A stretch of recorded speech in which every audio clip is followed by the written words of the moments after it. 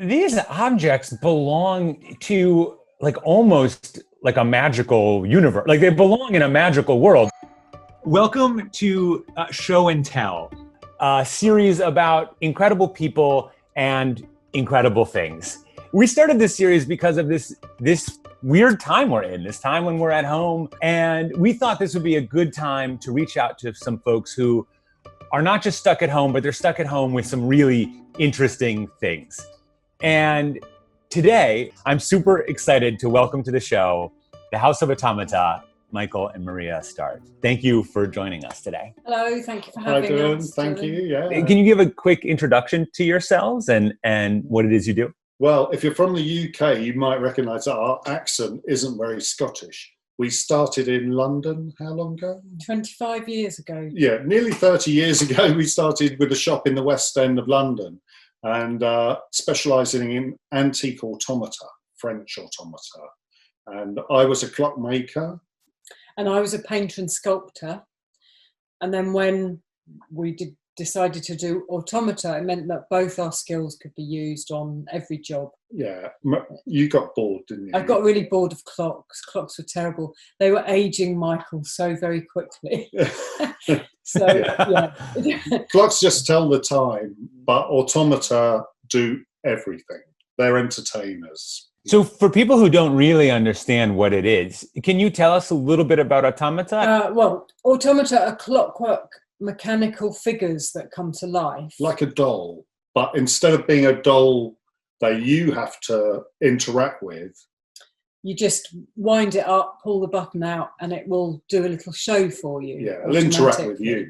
They sing, they show secrets. This is what distinguishes them from nearly every other object, is that art objects actually come to life. What period do these things come from? Sort of when were these made? Well, the ones we're going to show you are all from about 1870 to 1910. Why don't we try for the first thing? I was going to have you show me something maybe that has some mystery to it. You got to guess what she's doing. Okay. I will guess first what I think she will do. Obviously, her arms look articulated and like they'll move around. This is helpful. Okay, right. There's the big winding kind of mechanism. Maybe she, yeah, she's a tea drinker. Yeah, with a little finger, like for the queen. Yeah. That's what my guess is, that she's a tea drinker. Wrong. Well, good. I'd be disappointed if I got it right. Okay, so let's see it in action now. I would love to see what it looks like when it comes alive.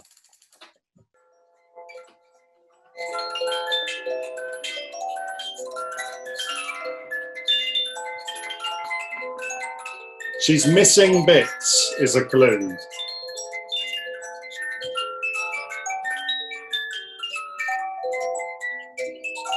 Is she picking flowers? Picking something.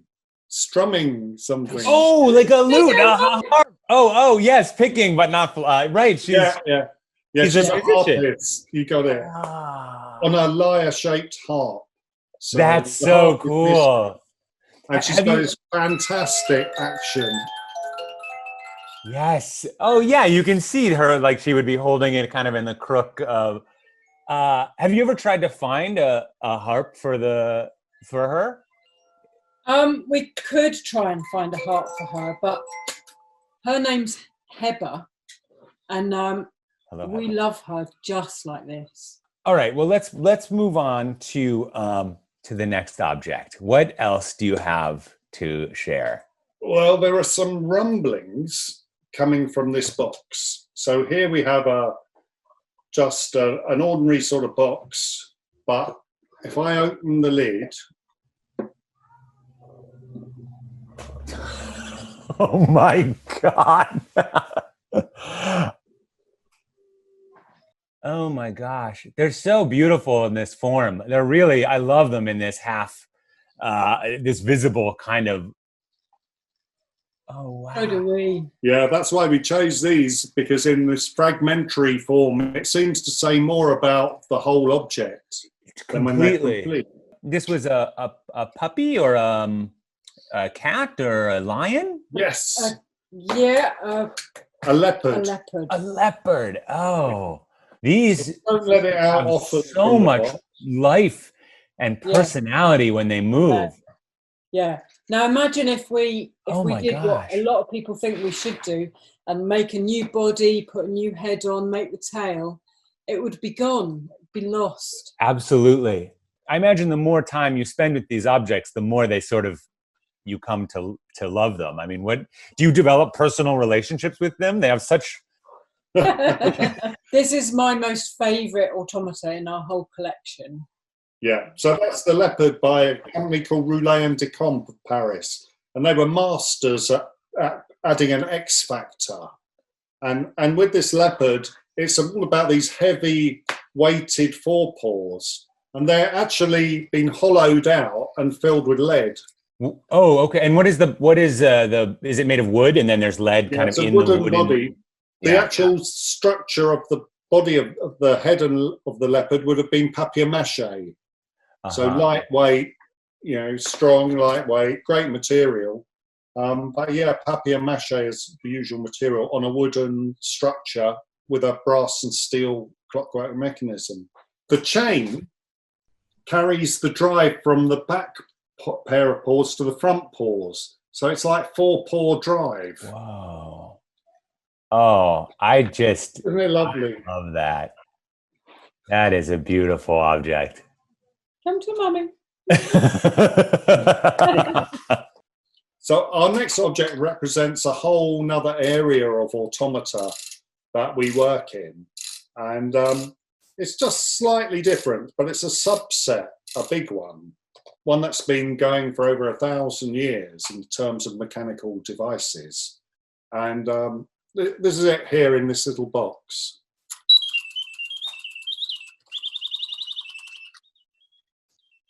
Oh my word. Now that's clockwork. It's a tiny feathered bird with real feathers on. Where you can have a Do you want another go? Yes, please. There's a bellows. That is astonishingly small. How is there any mechanism inside of that tiny bird? There must be. Things are moving. Yeah, inside the tiny bird, there's mechanism because the beak is moving in time with the whistle. The beak is connected to the air valve that controls the airflow to the whistle. So every time the beak opens, the bird sings. You can barely see it on this, it's so small. Inside there, I don't know if you can see these little rings, but this is a stack of cams. This is programmed with all the bird song and all the movements. They're literally hard disks. Would you be able to reprogram the bird if you had different cams, right? Like you can make it sing different tunes. Yeah. You could have a whole automata ringtone business, like get a new set of cams, like whatever the latest hit is. This is the bellows that blows the wind. So this is the same size. And this is covered in the thinnest possible leather called zephyr skin.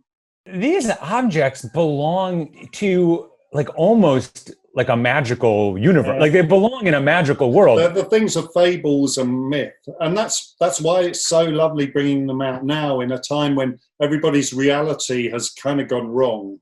Everybody's sort of in this insecure, fearful reality of their real life. We got an automata life, an alternative reality where things are beautiful, they're predictable, they're entertaining, and they're magical. Yeah, they are like magic. I'm a little surprised. Like I've seen automata and I'm familiar with it, but I'm a little bit surprised how enchanted I am by each of these things in turn. I would love to see the next thing you have to share with us. So the next one is Strawberry Girl by Lambert. Parisian maker, about 1890 again. I honestly have no idea what to expect. I don't know. I have no idea what is going to happen here.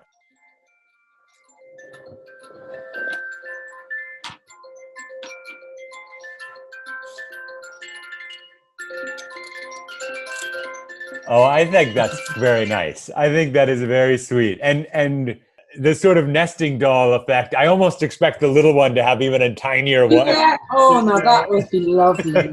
Let's keep going. I am loving seeing all of this stuff.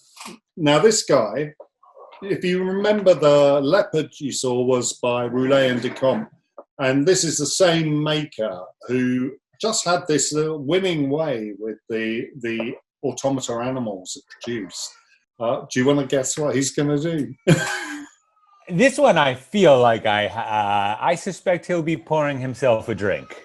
He's papier-mâché again, but with a rabbit fur covering. So rabbit fur on top of the papier-mâché, and he doesn't have music. Now the real magic is about to happen because he just emptied his bottle, but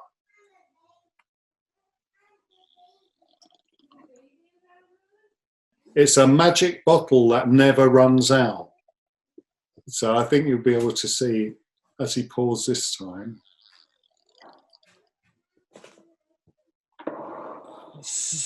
I have no idea what's going on. I'm assuming there's like a chamber of liquid in the back, or am I being tricked by some incredible optical illusion here? Well, no, Dylan, it's a magic bottle. I've explained it already. I don't think what's coming in. Now, this bear, we call him Gromiko's bear. Because and where does the liquid go? Wait a second. Where is it going? I knew he wasn't going to drop that. No, we've not got away with it, have we? Okay. Can you guess how it works? There's got to be it's got to cycle through. It's got to cycle through. When he lifts his arm, it's got to flow back into a reservoir, and when he lifts that arm, it's got to come. Okay, so he's got his vodka in the glass. He brings it to his mouth. It goes down the tube that goes behind his back into the hand, into the bottle that is lower.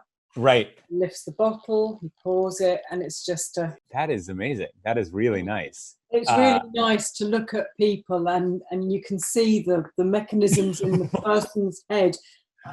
It's like that. It can't be magic. It's not magic. The interesting thing about this bear, it was once owned by the captain of the Queen Mary. The Queen Mary that you've got parked up in the States there. Yeah. And this is the biography of the captain, Captain Grattage. And he devotes a chapter to his description of a United Nations meeting on board the Queen Mary at the time of the Cuban Missile Crisis. And the Russian delegation was there along with all the other countries. At the cocktail party just before the meeting, it was very frosty. Nobody would speak to each other, glum faces all around. So the captain sent for his toys to be brought up from his cabin. And one of the toys was this bear. It came in on a tray, and the Russians, they took the bear to play with. And within a few minutes, they were on their hands and knees on the carpet, laughing and looking at the bear with his magic bottle of vodka that never ran out. And the party was much better humoured. The meeting was much better humoured.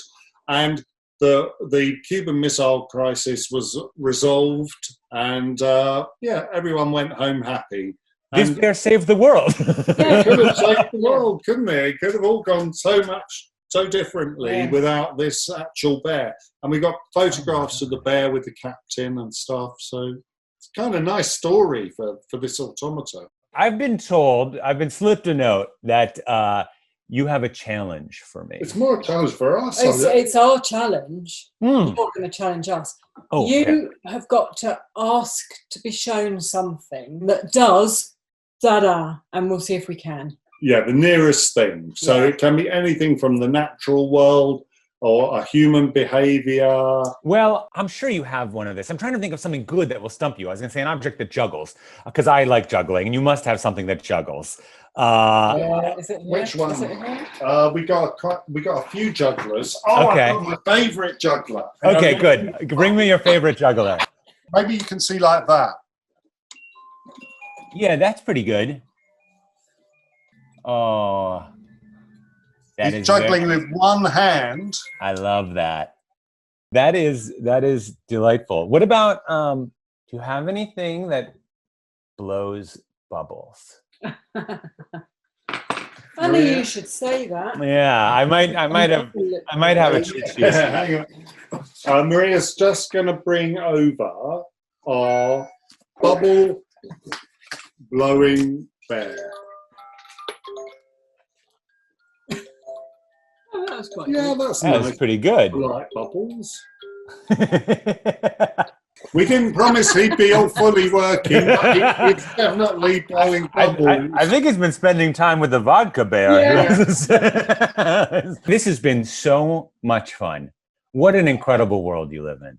Oh, thank you. Thank you. I hope I can come by and visit it sometime. So let me actually ask, is there a way to come and see your collection somewhere? Well, we're doing our series of online live tours of the workshop. Yeah, I don't know how long the lockdowns are going to carry on, but we're going to do something every week on live Instagram. So just check the website or our Instagram. Well, it has been an absolute joy to talk to you and to see your things.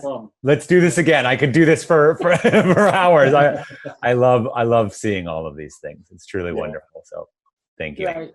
Thank you, Dylan. Thanks, Dylan. Bye. Bye. Thank you so much for watching the show, part of our Wonder from Home project. And let us know who you think we should talk to next. If you think that's you, please let us know in the comments and tell us the kinds of things you want to share and show and tell about. And finally, of course, don't forget to subscribe to the channel. Thanks for watching. I'll see you next time.